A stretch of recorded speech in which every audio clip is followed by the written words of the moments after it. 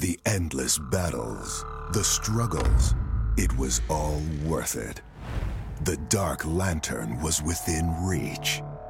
Bray Wyatt would be able to bring its maddening light to his followers.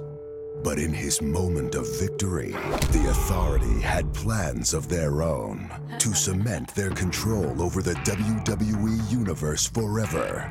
But they were rash. They activated the lantern before they fully understood it.